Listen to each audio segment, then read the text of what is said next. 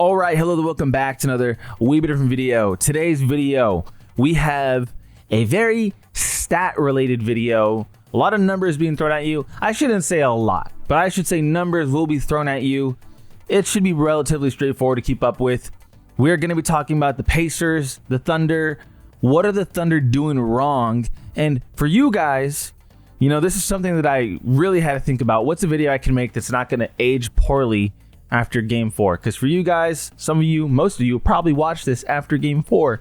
So what can I do that'll make this video not be irrelevant in one day? And what I can do is very straightforward. I can talk about what the Thunder are missing. What is wrong with the OKC Thunder? How do they go from a team that's supposed to sweep or gentleman's sweep or all in all just win by game 5? How is a team like that down 2-1? My prediction by the time you're watching this is the Thunder will be 2-2. If you're watching this before game 4, then, well, I guess you're going to be going into it knowing that I really think Thunder will win game 4. Again, I've been adamant pretty often, I would say, this entire playoffs, that Thunder losing 2 in a row is just very unlikely. They're a team that, while they may not be the most clutch, and I'm going to talk about that soon, they do pounce on teams and get really solid leads. So again, I have Thunder winning game 4. We'll see if that aged terribly or we'll see if it aged well. There's really only one way that can go. But anyway, what are the Thunder doing wrong? How are they in this position after being massive favorites? First of all, we got to talk about clutch time. What is NBA clutch time considered? Clutch time, and don't worry, I know this is AI mode, but this is correct. I just wanted something that's going to highlight it. The final 5 minutes of the fourth quarter or overtime when the score is within 5 NBA points. I don't know why I added NBA points, but you get what I mean there. This time frame is used to identify and track a player's performance under pressure in close games. Now, to me, not even just to me, to the league, to everyone in the world watching, this is when you get analyzed the most in the NBA as a player. People always have their eyes glued to a screen when a game is close. How do you perform? Well, if you've been watching the Thunder in the final 5 minutes of a game, it's not pretty, and we're going to get into that now. Players clutch time stats. Now, when you think of the Thunder, you think of Shea. When you think of the Pacers, you think of Tyrese, and both teams have a deep team. The difference between both teams is pretty vast right now in regards to the non-best players. What I mean by that is the non-Tyrese, the non-Shea, the non-J-Dub, the non-Pascal. It is the surrounding supporting cast that is absolutely changing this series. And let me show you why. So, in clutch time, we have number 1 in points, Jalen Brunson. We already know he clutch player of the year. Don't need to get into him.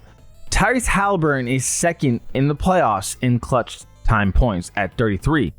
Shea is close behind him at 32. So, both pretty clutch players. I mean, Shea is shooting for 44%. Tyrese is 50. Like I said, clutch time is 5 minutes and under when it's a 5-point game. So no matter how you feel about Shea not having these Tyrese clutch moments, he still is efficient. You know what I mean? 44% is still good. So after Shea, we have J-Dub, 8 for 16. Huge drop off in shot attempts, but an efficient clutch player. Then you have Andrew Nembhard, right? 8 for 12. Insanely clutch player. Okay, so those are our first 2 for each team.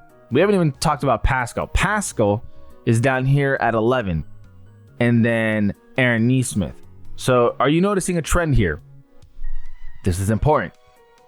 The Pacers have 4 guys before the Thunder even have 3. Thunder are still at 2. Let's keep it going. So there's Aaron Nesmith. The list is still going. Miles Turner, mind you, not very clutch. 2 for 9. And when I mean, again, I'm using the official term clutch. I'm not using that when they're clawing the way back and then Miles Turner hits a big 3 to pull them within 6 or 7 or whatever the case may be. But the official term. Pulled it up for you guys so you know what I mean. 2 for 9. So not the most efficiently clutch player, but here he is. And then you get Chet Holmgren, 2 for 6. Whoa. We have 5 Pacers players before we have 3 Thunder players. Why is this a problem? Because the Thunder aren't clutch. Even then after Chet, who's here?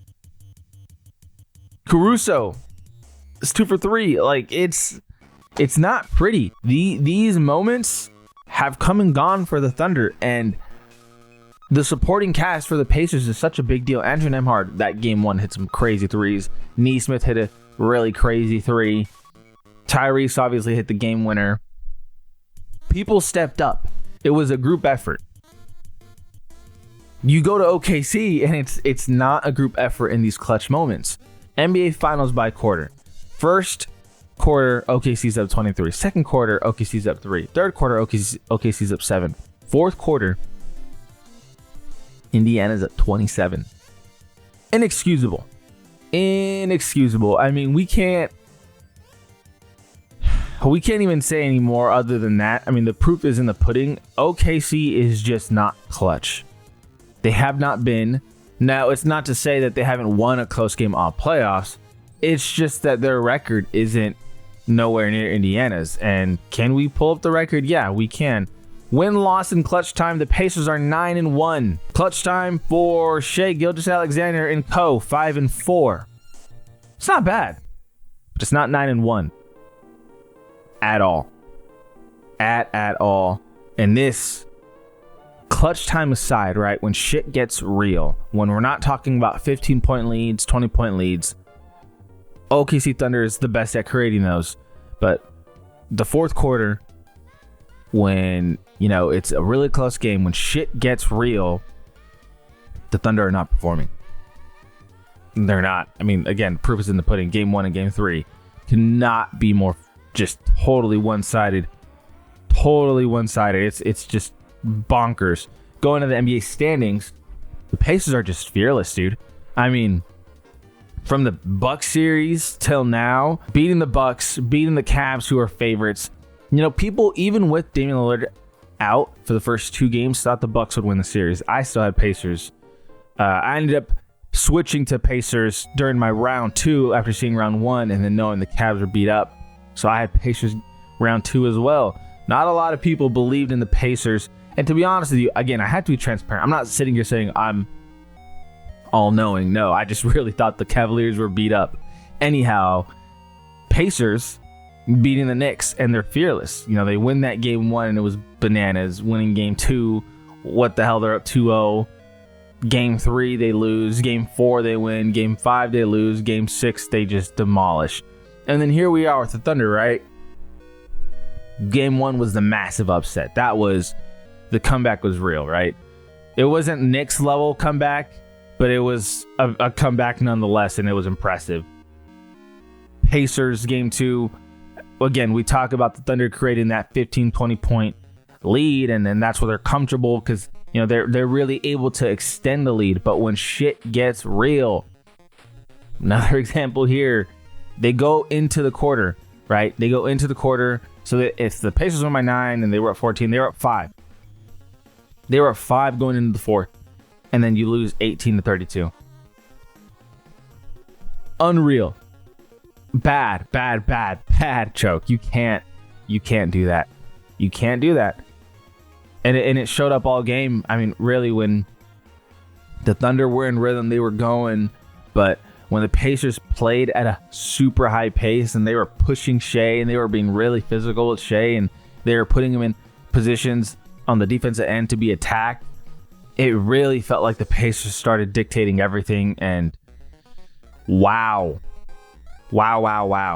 Pacers just played fearless. I mean, I feel like as a neutral, as a person who, when I say neutral, I mean, it means I'm not a fan of either of these teams. I'm a Laker fan in this case.